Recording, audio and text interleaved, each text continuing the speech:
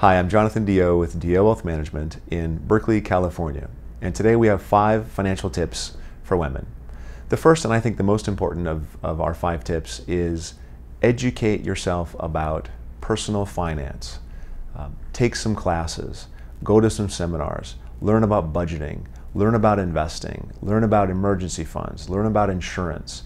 And the reason I say this is because when we sit down with couples, whether they're 35 or whether they're 65, there's a tendency for women to defer to their husbands or to their partners in some fashion. And don't do this. If you learn and educate yourself, you'll be far happier at these points in your life when you will be taking care of this all by yourself. The statistic is 90% of women ultimately care for their own finances all by themselves at some point in their lives. So this is not something that's going to be managed by somebody else. Our second financial tip for women is to know the specific issues that face the female gender in financial planning. The first is very simply that you live longer, which means you have to plan for a longer period of time relying on your assets as an income stream. The second is generally, I think that the gap is 22 cents, women earn less for the same work. So the way this looks is 78 cents for every dollar that a man makes, a woman makes, which means there's less money available to save for that longer retirement. And finally, and this is an important one, this has been true in my own life, women are about twice as likely to be a caretaker of a parent as a man is, which means while you're taking care of a parent, you're working less, you have less money building up in Social Security, you have less money being saved for retirement, and generally this comes into tune of hundreds of thousands of dollars of long-term retirement income. So it's important to understand where you start in terms of financial implications of being of the female gender.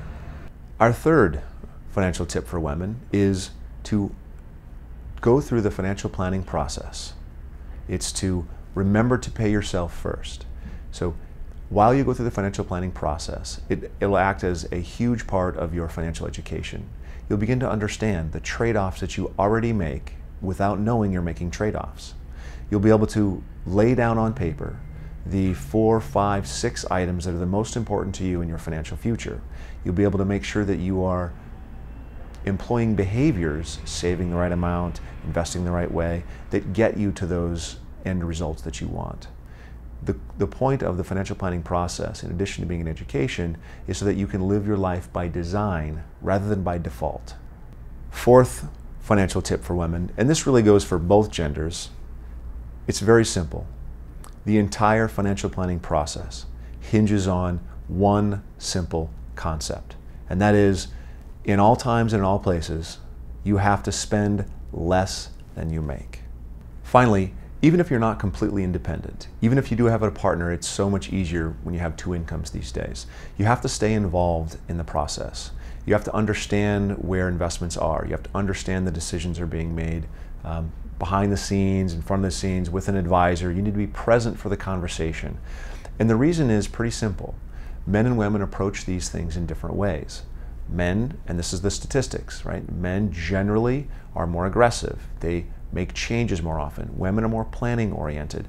And I'm not suggesting that one way is better than the other. What I'm suggesting is both ways together are a huge benefit. Many financial concepts are universal. They work for both genders. But because of the probability that you will be taking care of a spouse or taking care of a parent, and because of the statistic that you make less money and you get less Social Security, because of these things, it makes a lot of sense for women to start the planning process early. The earlier you start, the better off you'll be. This is Jonathan DeYoe with DeYoe Wealth Management in Berkeley, California. Thanks for listening.